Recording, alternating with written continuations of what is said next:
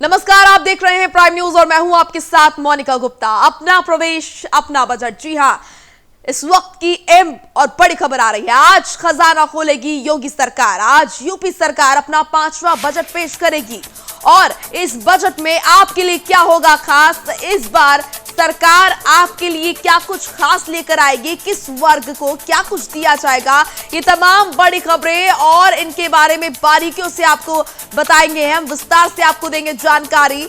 तो बजट को लेकर प्राइम न्यूज की मां कवरेज, आप बने रहिए लगातार हमारे साथ। हम आपको बताएंगे बजट में आपके लिए क्या कुछ खास और इस बार का बजट क्यों बहुत ज्यादा महत्वपूर्ण है, सरकार के लिए भी और प्रदेश की जनता के लिए भी। यूपी का अब तक का सबसे बड़ा बजट होगा ये। $1 ट्रिलियन के लक्ष्य को सरकार साकार करेगा योगी का बजट और यूपी सरकार का बजट ऐप पर भी उपलब्ध होगा। यूपी के राजनीतिक परिदृश्य से आज यानी कि सोमवार को एक नया अध्याय जुड़ने वाला है। आज विधानसभा के बजट सत्र में पेश होने वाला योगी सरकार का 5वां बजट कई मायनों में खास साबित होने वाला है। योगी सरकार प्रदेश के इतिहास का अब तक का सबसे बड़ा बजट पेश करेगी। अब की बार पेश होगा पेपरलेस बजट और क्या कुछ खास होगा इस बजट में ये आपको बता रहे हैं। विधायकों के लिए बजट टैबलेट में अपलोड किया जाएगा। साथ ही जो सदस्य टैबलेट में बजट नहीं देखना चाहते हैं उनके लिए सदन और लॉबी में एक एलईडी लगाई जाएगी। युवाओं और किसानों पर फोकस होगा इस बजट में। बजट में आपके लिए क्या कुछ होगा खास। परियोजनाओं की रफ्तार पर ऐलान संभव माना जा रहा है। परियोजनाओं की रफ्तार पर जोर दिया जाएगा। जो डेवलपमेंट है, इंफ्रास्ट्रक्चर है, यानी कि उस पर जोर दिया जाएगा। युवाओं और किसानों पर फोकस ज्यादा रहेगा। फिल्म सिटी के लिए विशेष प्रावधान हो सकता है। आज खजाना खोलेगी योगी सरकार और आपके लिए इस बार बजट में क्या होगा खास ये हम आपको बता रहे हैं। रोजगार के लिए नई परियोजनाएं लाएगी योगी सरकार। छात्रों के लिए लैपटॉप का प्रावधान हो सकता है। साथ ही आपको बता दें कि किसानों को ब्याज मुक्त फसल कर्ज ये भी प्रावधान हो सकता है। बढ़ सकता है धान गेहूं खरीद का लक्ष्य और साथ ही साथ एफपीओएस प्रोत्साहन के लिए ऐलान संभव माना जा रहा है। उद्योगों में प्रदेश के युवाओं को आरक्षण देने की भी कहीं ना कहीं घोषणा हो सकती है। आत्मनिर्भर भारत के तहत नई योजनाएं लागू की जा सकती हैं। एससी एसटी छात्रों के लिए नई छात्रवृत्ति स्कीम भी लाई जा सकती है। कर्मचारियों के बड़े डीए मिल सकते हैं। तो वहीं आपको बता दें कि युवाओं और किसानों पर इस बार माना जा रहा है कि बजट पर फोकस होगा, क्योंकि ये कहीं ना कहीं कहेंगे कि एक विशेषता है कि एक समय पर एक बजट पर एक वर्ग पर ज्यादा फोकस यहां पर सरकार रखती है। तो इस बार यह माना जा रहा है कि युवाओं और किसानों को साधने की कोशिश ज्यादा की जाएगी।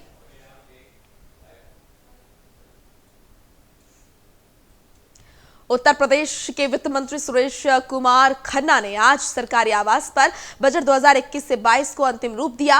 वित्त मंत्री आज 11 बजे विधानसभा में उत्तर प्रदेश का 2021 से 22 का बजट प्रस्तुत करेंगे। इस बार का बजट पेपरलेस बजट होगा। बजट उत्तर प्रदेश सरकार का बजट ऐप पर भी उपलब्ध होगा, यानी कि आप इसे ऐप पर देख सकते हैं, जिसे गूगल प्ले स्टोर से डाउनलोड किया जा सकेगा। 2021 से 22 उत्तर प्रदेश सरकार का ये पहला पेपरलेस बजट होगा। इसी के साथ ये पहला और आखिरी बजट तो है, ये आखिरी बजट है, माफ कीजिएगा, ये आखिरी बजट है। और इसी के साथ ये भी माना जा रहा है कि कई सारे रिकॉर्ड्स योगी सरकार अपने नाम इस बजट के द्वारा कर सकती है, जैसे कि प्रदेश के इतिहास का सबसे बड़ा बजट ये हो सकता है। और सीएम योगी आदित्यनाथ ज्यादा समय तक टिकने वाले सीएम भी बन चुके हैं। साथ ही ये भी माना जा रहा है कि यहाँ पर कई परियोजना, डेवलपमेंट और इंफ्रास्ट्रक्चर को लेकर भी ये बजट कहीं ना कहीं ज्यादा महत्वपूर्ण माना जा रहा है।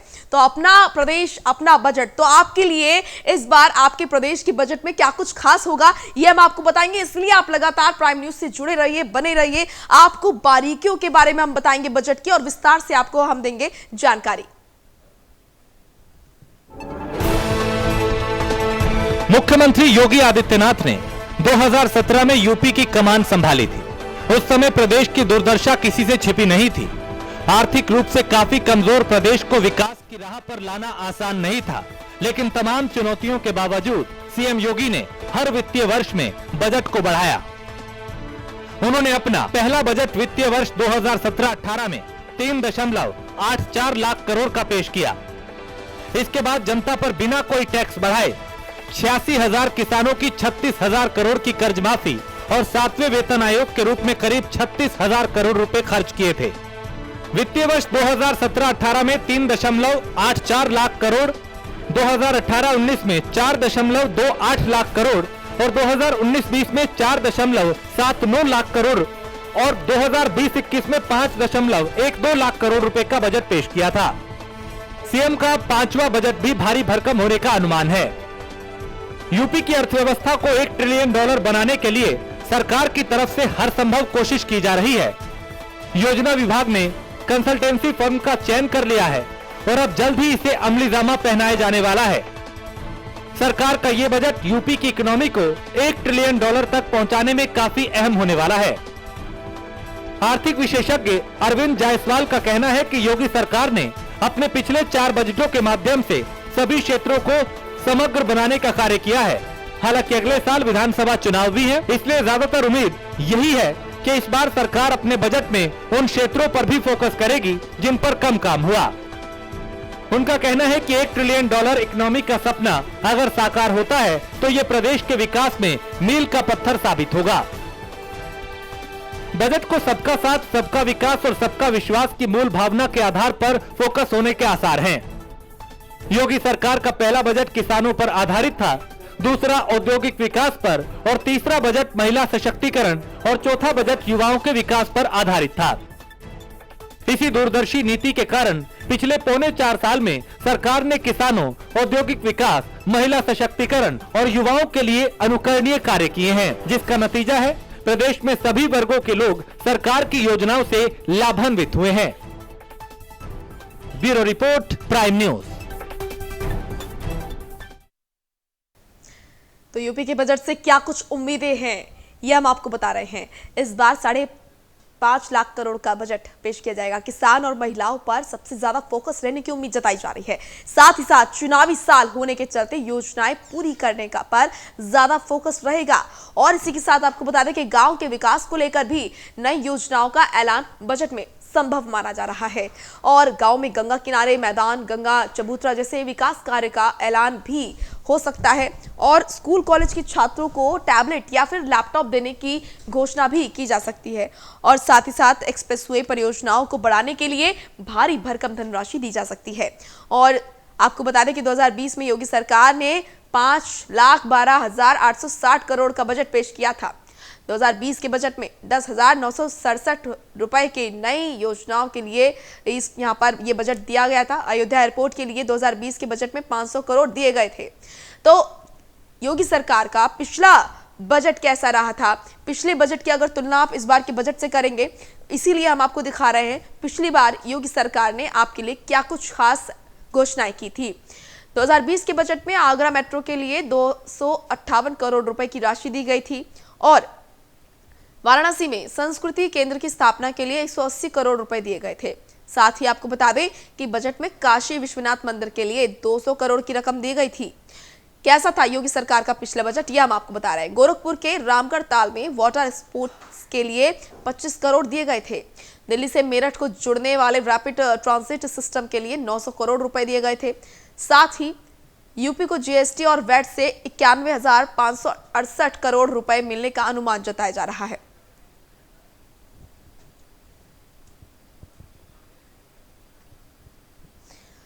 तो योगी सरकार का पिछला बजट कैसा था, इस पर एक बार एक नजर आप डाल लीजिए, ताकि आप जब इस बार आज जो बजट पेश होगा तो आप तुलना कर सके कि पिछली बार की तुलना में इस बार आपको क्या कुछ ज्यादा मिला है और क्या कुछ कम मिला है। तो इसलिए हम आपको दिखा रहे हैं पिछला बजट। प्रणवीर पांडे हमारे सहयोगी लगातार हमारे साथ जुड़े हुए हैं, बजट को लेकर लगातार अपडेट दे रहे हैं। प्रणवीर, अब ज्यादा समय नहीं रह गया है, 11 बजे ये बजट पेश किया जाएगा, लेकिन उससे पहले 9:30 बजे कैबिनेट की एक बैठक होगी जिसको लीड करेंगे सीएम योगी आदित्यनाथ। इस बार का अगर बजट हम देखें प्रणवीर, तो काफी महत्वपूर्ण इसलिए भी हो जाता है क्योंकि सरकार का आखिरी बजट है। हर वर्ग को साधने की कोशिश की जाएगी, क्योंकि जब चुनाव होंगे तो सरकार ये जवाबदेही सरकार की हो, सरकार जवाब दे सके कि हमने आपके लिए ये घोषणाएं की है। जी मोनिका, निश्चित तौर पे जिस तरीके से जो 2021 और 22 का बजट है, ये लगभग 5.5 लाख करोड़ का बजट है। ये काफी भारी भरकम बजट माना जा रहा है। वहीं दूसरी तरफ तो क्योंकि 2022 का चुनाव नजदीक से है, तो ऐसे में सभी वर्ग को रिझाने का काम योगी सरकार कहीं ना कहीं करने का काम करेगी। और बजट की अगर बात करें तो सबसे पहले जो 1 लाख करोड़ लोग श्रमिक हैं, इनको बीमा योजना देने की घोषणा कर सकती है ये सरकार। जो स्टूडेंट है इनको टैबलेट लैपटॉप वितरण करने की घोषणा कर सकती है। वहीं दूसरी तरफ किसानों की अगर बात करें तो किसानों को ब्याज मुक्त जो ऋण है उसकी घोषणा कर सकती है उत्तर प्रदेश की योगी सरकार। दूसरी तरफ जो एक्सप्रेस वे बन रहे हैं उनका लगातार जो संचालन जिस तरीके से उनके कामों में तेजी ला सकती है। मेट्रो है, मेट्रो स्टेशन, मेट्रो जो लखनऊ कानपुर के मेट्रो है मेरठ, उसमें मेट्रो में भी बजट अच्छा खासा बजट दिया जा सकता है। वहीं दूसरी तरफ जो किसान है, किसान की लगातार प्रदर्शन कर रहे थे, उनको रिझाने के लिए कहीं ना कहीं बजट जो है अच्छा खासा बजट पेश कर सकते हैं। और जो 2022 का चूंकि चुनाव नजदीक में है, तो ऐसे में विधायक निधि का जो बजट कोरोना संक्रमण काल की वजह से जो रुका हुआ था, वो बजट भी अब फ्री करने की घोषणा हो सकती है। और उनके बजट जो विधायक निधि का बजट है वो भी बढ़ाने की घोषणा। रणवीर, एक और यहाँ पर चुनौती सरकार के सामने ये भी नजर आ रही है, क्योंकि देखिए अगर हम बात करें 2018 से लेकर 2020 तक के जितने भी यहाँ पर बजट रहे, उसको लेकर कम से कम ये चुनौती सरकार के सामने नहीं थी कोरोना काल की। कोरोना काल से लेकर अब तक काफी सारे फाइनेंशियल लॉसेस यहाँ पर सरकार को हुए हैं, तो उस लॉस से उबरकर जनता को बहुत कुछ देना, ये बहुत बड़ी चुनौती सरकार के सामने है। निश्चित तौर पे एक तरफ देश कोरोना महामारी से जूझ रहा है, दूसरी तरफ सरकार के लिए 2022 का चुनाव भी नजदीक है। ऐसे में जो सरकार विपक्ष लगातार आरोप लगाता चला है सरकार को कि ये सरकार ये बताए कि जो जनता को फ्री ऑफ कॉस्ट वैक्सीन कब लगेगी। तो इसका भी कहीं ना कहीं ये जो बजट है इससे फ्री ऑफ कॉस्ट जो वैक्सीन है, वैक्सीनेशन का जो उत्तर प्रदेश की जनता है उसका भी कहीं ना कहीं एक प्रस्ताव रखा जा सकता है कि इनको फ्री वैक्सीन सबको लगाई जाएगी।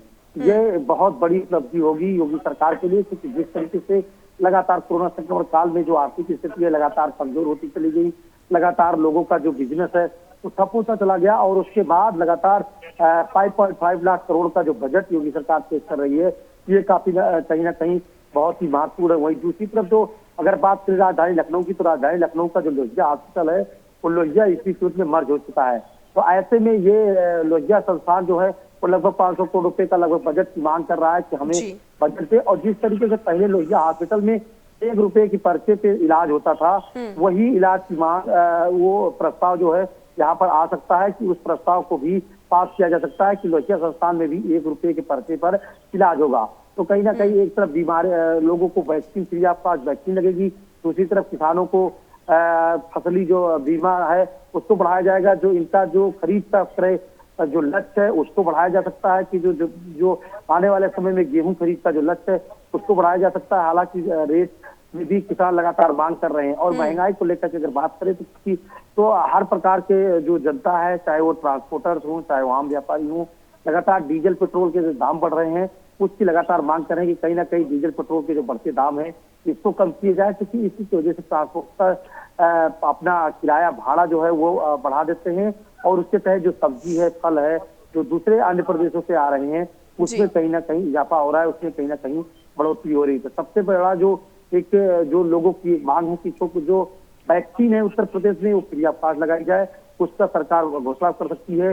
युवाओं को रिझाने के लिए क्योंकि 2022 के चुनाव में सबसे अहम मुद्दा जो बन करके रह सकता है, जो अहम महत्वपूर्ण जो विषय बन सकता है, वो खासतौर पर जो युवा वर्ग है उनको नौकरी देने को लेकर के, और चाहे उनके जो लैपटॉप या टैबलेट वितरण करने की जो घोषणा है उसको लेकर के। दूसरी तरफ किसानों का मुद्दा लगातार गरमाया हुआ है, चाहे विपक्ष लगातार किसानों को मुद्दों को लेकर के सरकार को घेरने का काम कर रही है, तो वहीं सरकार जो है किसानों को खुश करने के लिए जो ब्याज है, जो उनको किसान क्रेडिट कार्ड के माध्यम से उनको जो लोन दिया जाता है, ये ब्याज मुक्त किया जा सकता है। हालांकि किसान क्रेडिट कार्ड में बहुत पहले से ही बहुत न्यूनतम बहुत कम दरों पर। रणवीर, और उस बीच ये भी बात है, चाहे सरकार हो, विपक्ष हो या फिर जनता हो, ये बात तो समझने वाली है कि सरकार के पास कोई जादू की छड़ी तो है नहीं। यहाँ पर कोरोना काल से लेकर अब तक काफी फाइनेंशियली लॉस, हम कहेंगे कि जो एक्स्ट्रा खर्चा हम कहेंगे कोरोना काल के दौरान हुआ, चाहे वो पीपीई किट का बड़ा उत्पादन यहाँ पर हुआ है उत्तर प्रदेश में, वैक्सीनेशन को लेकर अगर हम कहें तो कई एक्स्ट्रा खर्चे हुए हैं, उसको लेकर ये भी समझना होगा कि सरकार की मजबूरियों को किस तरीके से फाइनेंशियल जो लॉसेस है उनको पूरा करने के बावजूद भी सरकार यहाँ पर जनता के लिए क्या कुछ लाती है इस बजट में, ये भी कहीं ना कहीं जनता को भी और विपक्ष को भी समझना होगा। देखिए मोनिका, विपक्ष का काम है कि लगातार आरोप लगाना। विपक्ष सरकार का कोई भी काम हो उस पे आरोप लगाना उसका काम है और वो आरोप लगाएगी। लेकिन जहां तक जनता की अगर बात करें तो जनता हर चीज को समझ रही है और जनता ने हर चीज को समझा है। आपको बता दें, कोरोना संक्रमण काल में जनता ने जिस तरीके से अपने आप को मैनेज किया है और लोग घर से सरकार के साथ कोऑपरेट किए हैं, आज उसी की ये देन है कि उत्तर प्रदेश के मुखिया योगी आदित्यनाथ की तारीफ जो है देश के प्रधानमंत्री नरेंद्र मोदी और WHO ने की है। क्योंकि जो उत्तर प्रदेश की जनता है, जो बाहर से जो मजदूर आए, जो प्रवासी मजदूर आए, इनको भी कहीं ना कहीं योगी सरकार ने उनके घर पे ही उनको काम देने का काम किया है, फ्री ऑफ कॉस्ट राशन देने का काम किया है, दवाएं उपलब्ध कराई है, मास्क सैनिटाइजर का वितरण कराया गया है। तो ये कहीं ना कहीं सरकार की जो उपलब्धियां है, सरकार अपनी उपलब्धियों को लेकर के 2022 में जाएगी। तो वहीं जो लगातार जिस तरीके से बढ़ोतरी हुई डीजल पेट्रोल के दामों में, उससे कहीं ना कहीं सरकार को ध्यान रखना होगा। युवा वर्ग लगातार बेरोजगारी को लेकर के लगातार सरकार से मांग कर रहा है कि उनको रोजगार दिया जाए। रोजगार एक बहुत महत्वपूर्ण उत्तर प्रदेश के लिए विषय बना हुआ है, क्योंकि जब तक युवाओं को रोजगार नहीं मिलेगा तब तक कहीं ना कहीं उनकी जो स्थिति है, जो उनकी मानसिक स्थिति है, वो कहीं ना कहीं। और प्रणवीर, साथ में ये भी है कि खासियत कहेंगे या फिर ये प्रचलन भी रहा है कि एक समय पर 1 से 2 वर्ग पर ज्यादा फोकस कहीं ना कहीं बजट में सरकार का रहता है। पिछले अगर हम बजट पर नजर डालें तो 2017 से 18 का जो बजट था उस पर किसानों पर फोकस रखा गया, 18 से 19 का जो बजट था उस पर औद्योगिक विकास पर यहाँ पर ये बजट समर्पित था। वहीं 19 से 20 के बजट में महिला सशक्तिकरण पर ध्यान दिया गया, 20 से 21 पे युवा वर्ग पर। अब जो ये 5वीं बार जो ये बजट पेश हो रहा है और आखिरी बार, इसमें वो कौन से 2 वर्ग हैं जिन पर ज्यादा फोकस रखा जा सकता है? क्योंकि माना तो ये जा रहा है कि किसान और युवा वर्ग, इन पर ज्यादा सरकार जो है वो ध्यान देगी।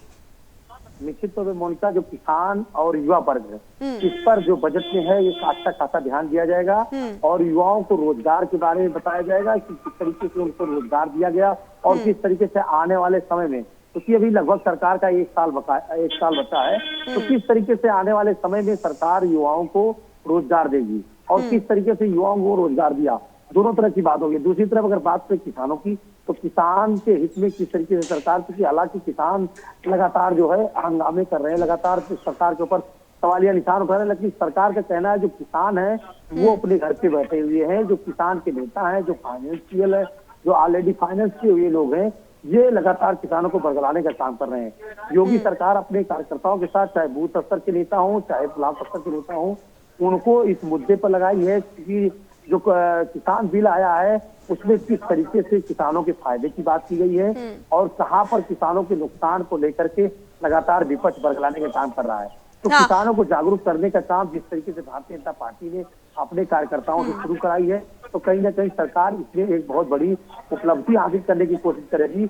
वहीं दूसरी तरफ किसानों को रिझाने के लिए इस बजट में अच्छा खासा जो ब्याज मुक्त ऋण है उसको देने का एक प्राविधान, किसानों के जो फसल है उनके फसली बीमे का प्राविधान है। वही दूसरी तरफ जो लगातार अनियमितताएं पाई जाती हैं खरीदारी को लेकर के, जो टारगेट रखा जाता है खरीदने को, क्योंकि लगातार किसान ये आरोप लगा रहे हैं कि उनके फसलों को उचित मूल्य नहीं मिल पा रहा है, खरीदा नहीं जा रहा है सही तरीके से, तो कहीं ना कहीं खरीदने का जो टारगेट है सरकार की उसको भी बढ़ाया जा सकता है। तो चारों तरफ से अगर बात किया जाए तो जो मुख्य उद्देश्य और जो मुख्य लक्ष्य है वो किसानों को रिझाने का उत्तर प्रदेश की सरकार का है और दूसरी तरफ युवाओं का है, क्योंकि युवा ही है जो देश का निर्माण करते हैं, देश के और प्रदेश का निर्माण करते हैं। लगातार युवाओं को जो चाहे देश के प्रधानमंत्री हो वो लगातार संबोधित करने का काम किए हैं, उत्तर प्रदेश के मुखिया योगी आदित्यनाथ भी इनको लगातार किए। और दूसरी तरफ जो डिजिटल तरीका है भारतीय जनता पार्टी जब से सरकार में आई है, बिल्कुल प्रणवीर, योगी सरकार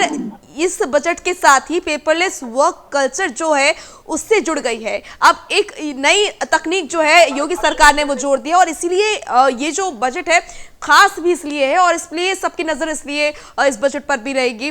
पहली बार स्क्रीन को देखकर पढ़कर फिर बजट पेश किया जाएगा और तमाम जो नेता है उनके हाथ में टैबलेट्स होंगे और खास बात यह है कि ऐप भी इसको लेकर होगी। प्ले स्टोर पर जाकर या किसी स्टोर पर जाकर आप इसको ऐप को डाउनलोड कर सकते हैं और उसके बारे में आप पढ़ सकते हैं। तो ये भी एक अच्छी बात है, एक कहीं ना कहीं टेक्निक से हम लोग जुड़ रहे हैं और ये पहली बार ऐसा हो रहा है इतिहास में कि इस तरह का बजट पेश हो रहा है। और ये कहेंगे कि पहले ही बजट पेश होने से पहले ही कई जो कीर्तिमान है, कई रिकॉर्ड जो है योगी सरकार ने अपने नाम कर लिए हैं, चाहे वो सीएम पद पर ज्यादा समय तक बने रहने का रिकॉर्ड हो, या फिर डिजिटलाइजेशन का रिकॉर्ड हो, या फिर इतिहास का, प्रदेश के इतिहास का सबसे बड़ा बजट ये रहने का अनुमान है कि इस बार का जो बजट है वो इतिहास का सबसे बड़ा बजट रहेगा। निश्चित तौर पर मुल्का जिस तरीके से आम जनता तक, जब पेपर में बजट आता था तो आम जनता तक ये चीजें नहीं पहुंच पाती थी, लेकिन अब सरकार ने जिस तरीके से डिजिटल किया है इसको कि कोई भी आम जनता इसको प्ले स्टोर से जाए और प्ले स्टोर से जा करके इसके जो बजट में जो पेश किए गए हैं उसको डाउनलोड कर सकती है। हर आदमी सरकार के बजट को देख सकती है, एक पारदर्शिता लाया जा सकता है। तो कहीं ना कहीं ये सरकार के लिए और आम जनता को एक बताने का जो सरकार काम कर रही है कि हम किस तरीके से डिजिटल तरीके से काम कर रहे हैं, चाहे पैसे का लेन देन हो, चाहे सरकार की सुविधाओं का लेन देन हो, लगातार सरकार अपने जो कामों में पारदर्शिता बना के रखती है। क्योंकि जिस तरीके से लोग बजट पेश हुआ और जिस तरीके से सरकार लगातार कोरोना संक्रमण काल में एक वीडियो कॉन्फ्रेंसिंग के जरिए डिजिटल के तरीके से पूरे प्रदेश में कंट्रोल करने का जो कार्य किया, चाहे एसएसपी हो और चाहे जिलाधिकारी हो, चाहे मुख्य चिकित्सा अधीक्षक हो, सबको एक तरीके से इन्होंने बांटने का काम किया और सबको जो टीम 11 की बैठक हुई योगी सरकार की, इसमें लगातार बैठक के जरिए लोगों को कंट्रोल करने का काम किया। हर एक जो इतना बड़ा प्रदेश है, प्रदेश के गांव स्तर से लेकर के जो शहर स्तर तक के लोग हैं उनके बारे में जानकारी की, डिजिटल तरीके से वीडियो कॉन्फ्रेंसिंग कराया, वहां पर लोगों से बातचीत की, अपने प्रभारी जो मंत्री हैं उनको उन्होंने भेजा, एक जो नोडल अधिकारी है मंडल स्तर पर नोडल अधिकारी की तैनाती की गई। तो कहीं ना कहीं योगी सरकार ने डिजिटल तरीके से जमीनी हकीकत को कोरोना संक्रमण काल जैसे महामारी जैसे समय में इसको डिजिटल तरीके से जानने की कोशिश की, जमीनी हकीकत को जानने की कोशिश की। वहीं शिक्षा व्यवस्था की अगर बात करें तो लगातार शिक्षा व्यवस्था में डिजिटल तरीके से जिस तरीके से लोगों को क्लासेस दिए गए, लोगों को ट्रेनिंग दी गई, ये कहीं ना कहीं उत्तर प्रदेश के लिए एक गौरव की बात है। वहीं दूसरी तरफ बजट पेश हो रहा है, क्योंकि बजट की बात बिल्कुल प्रणवीर इसको नकारा नहीं जा सकता है। ऐसे समय पर जब तमाम राज्य त्रस्त थे और छोटे छोटे राज्य जहां पर ज्यादा दिक्कतें थी, लेकिन प्रदेश में जिस तरीके से चीजें ठीक हुई, मैनेजमेंट की अगर हम बात करेंगे, हर वर्ग के लोगों ने अच्छे से काम किया, तो ऐसे में जाहिर सी बात है कि इस चीज को नकारा नहीं जा सकता कि कोरोना काल में प्रदेश में बेहतर काम हुआ और इसीलिए कहीं ना कहीं रिकॉर्ड जो है वो प्रदेश सरकार के नाम रहे। चाहे वो हम किट की बात करें और इसी के साथ ज्यादातर जो बात करें WHO की, प्रधानमंत्री नरेंद्र मोदी की, तो यहाँ पे तारीफ भी प्रदेश की हुई है और केसेस भी जिस तरीके से घटते जा रहे हैं, तो ऐसे में इस चीज को नकारा नहीं जा सकता कि कोरोना काल के दौरान ज्यादा काम हुआ है प्रदेश में। निश्चित तौर पर अगर बात करें प्रवासी मजदूरों की, जब आंध्र प्रदेश चाहे दिल्ली हो चाहे मुंबई हो, जब वहां से जो प्रवासी मजदूर थे 2 महीना बीतने के बाद लगातार वो परेशान हो गए और जिस तरीके से निजामुद्दीन से भीड़ इकट्ठा हुई और दिल्ली में और मुंबई में भीड़ इकट्ठा हुई, उसको कंट्रोल करने के लिए जिस तरीके से बसें चलाई गई, ट्रेनें चलाई गई और खास बात सबसे बड़ी बात रही कि खाने पीने की समुचित व्यवस्था की गई। बिल्कुल प्रणवीर, और एक और चीज है, इस बार इंफ्रास्ट्रक्चर और डेवलपमेंट पर भी सबकी नजर आएगी कि इन चीजों को लेकर सरकार किस तरीके से घोषणाएं करती है। आप बने रहिए प्रणवीर, फिलहाल हमारे साथ, हम लगातार आपसे अपडेट लेते रहेंगे।